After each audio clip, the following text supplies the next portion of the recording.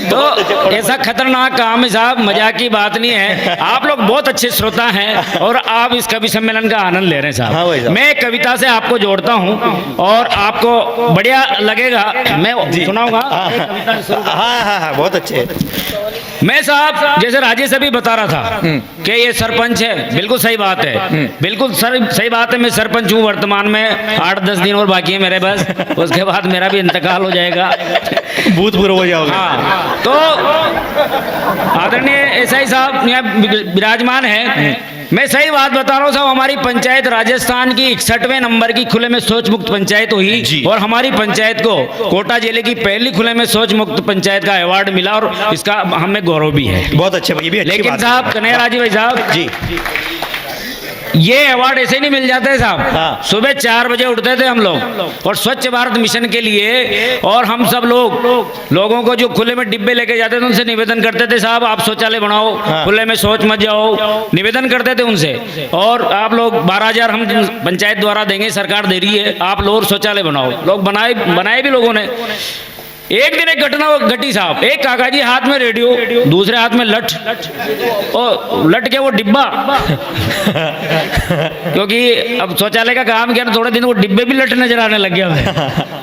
एक हाथ में रेडियो और दूसरे हाथ में डिब्बा, खेत की तरफ से आ रहे। मैंने कहा यार भैया कहाँ से? कि यार सरपंच साहब हाथ मुंह धोने गए थे यार। मैंने कहा यार सरकार 12,000 रुपए दे रही है यार, आप इसे खुले में मत जाओ यार। इतने में मेरे अंदर का हास्य कवि जागा साहब। सरपंच तो बाहर हुआ और हास्य कवि आया अंदर, जैसे डील में देवता आते हैं से आया। तो आते मैंने कहा यार काका जी आज तो आनंद आ गए होंगे आपके, मजे आ गए होंगे। उन्होंने कहा क्यों? मैंने कहा यार आपने जैसे ही कार्यक्रम शुरू किया होगा और रेडियो में गाना चल रहा होगा तो मजे तो आने ही है। उसने कहा यार सरपंच साहब कोई मजे नहीं आए। मैंने कहा क्यों? कि जैसे मैंने कार्यक्रम शुरू किया रेडियो में राष्ट्रगान आ गया जो खड़े खड़े करना पड़ा गया। कई सारी ऐसी घटनाएं हो जाती हैं। नहीं टमाटर मजाक की बात नहीं है। अभी अब पंकज भाई ने बहुत बढ़िया अच्छी वीरस की कविता सुनाई। मैं बधाई देता हूँ साहब आपको, क्योंकि अभी देखो जैसे इन्होंने वीरस की कविता सुनी इधर माथा फोड़ोगी। ये वीरस की कविता का असर है साहब। मैंने मेरी जिंदगी में आज तक वीरस की कविता नहीं लिखी।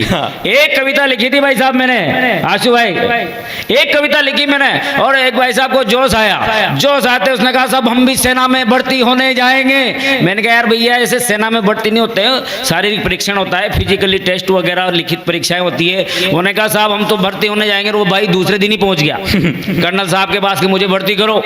और साहब जब भर्ती का नंबर आया तो कर्नल साहब ने कहा भैया ऐसे भर्ती नहीं होता है, सारी लिखित परीक्षाएं होती है, तुम जाओ तैयारी करके आओ। उन्होंने कहा साहब भर्ती करो नहीं तो यहीं बैठे हैं अपन अब भूख हड़ताल पे।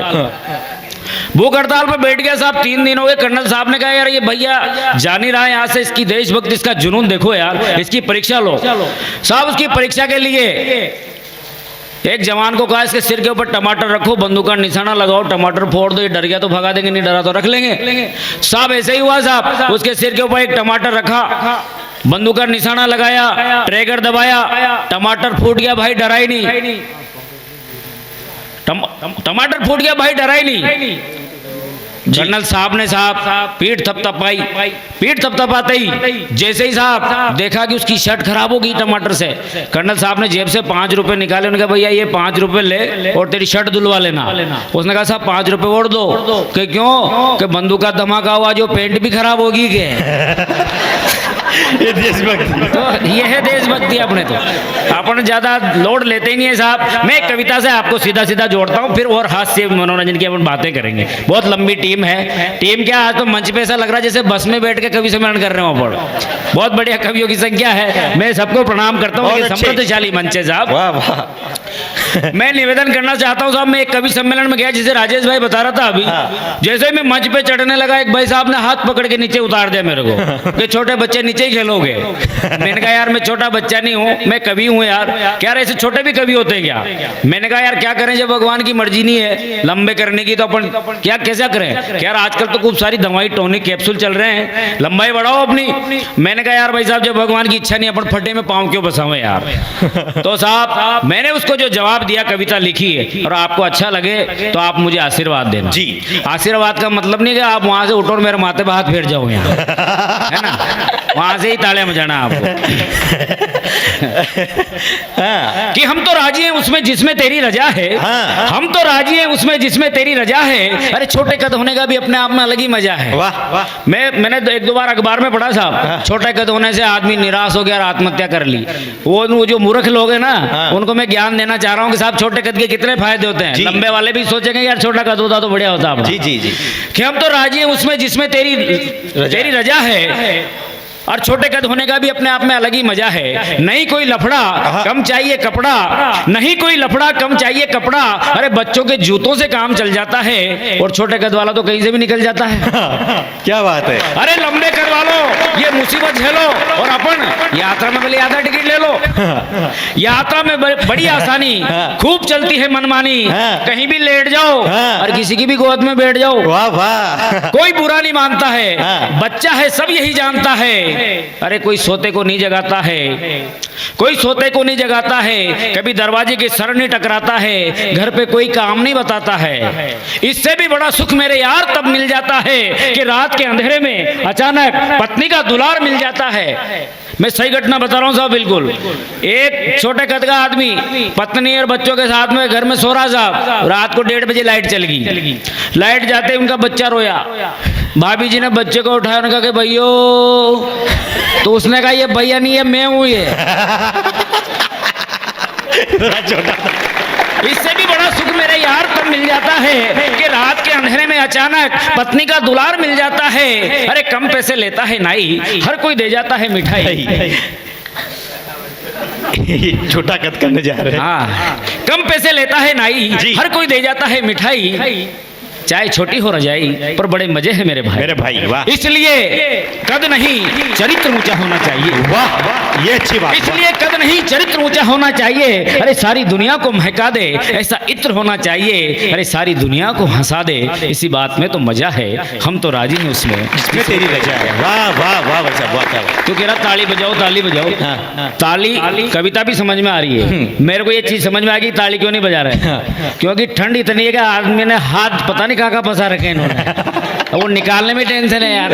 तो आप मत बजाओ, आप तो ऐसे आनंद लो, ठहाके लगाओ, कोई दिक्कत नहीं है। अभी चुनाव चला साहब पूरे देश में, अपने राजस्थान मध्य प्रदेश में भी चले, नेताओं ने अपना अपना एक अलग राग अलापा साहब। कोई कह रहा साहब हमारे कमल का फूल का ध्यान रखना, कोई कह रहा हमारे हाथ के पंजे का ध्यान रखना, कोई कह रहा हमारे साइकिल का ध्यान रखना, कोई गैस सिलेंडर का ध्यान रखना, कोई हमारे वो पता नहीं जो भी चुनाव चिन्ह सबके ध्यान रखने की बात करे साहब। जाके कह रहे साहब हमारा ध्यान रखना। एक नेताजी जिनका साइकिल चुनाव चिन्ह साहब एक गांव में चले गए, एक डोगरी माँ साहब चबूतरी पे बैठी, जाते माँ साहब से कहा कि माँ साहब हमारे साइकिल का ध्यान रखना। माँ साहब ने कहा बेटा मेरे को दिखता का मैं ताला लगा जा तू तो। ऐसे आपके हो जाती कभी कभी व्यंग्य भाई साहब। चुनाव का काम बड़ा जोरदार है साहब, मजाक नहीं कर रहा हूँ साहब मैं आपसे। चुनाव हाँ मेरे को पता है कि क्यों समझ में आ रही है आपके। हाँ तो मैं निवेदन यूँ करना चाह रहा हूँ साहब, चुनाव का अभी चुनाव चले साहब, लोगों ने कहा साहब वो गांव-गांव जाके कह रहे साहब अब की बार हम हमारी सरकार बनाना विकास होगा, अब की बार हमारी सरकार बनाना विकास होगा, अब की बार हमारी सरकार बनाना विकास होगा। एक नेताजी सुबह सुबह ही एक गांव के अंदर एक काकी जी गोबर डाल के आ रही बाड़े में से, और जाते उनसे कहा काकी जी अब की बार हमारी सरकार बनाना के विकास होगा। तो काकी जी ने कहा कि आप तो ऐसे बेवकूफ बनाते हो, पिछली बार भी कहा था आपने कि विकास होगा विकास होगा, हमारे तो ये पिंकी हो ही गए। मजाक की बात नहीं है राजेश।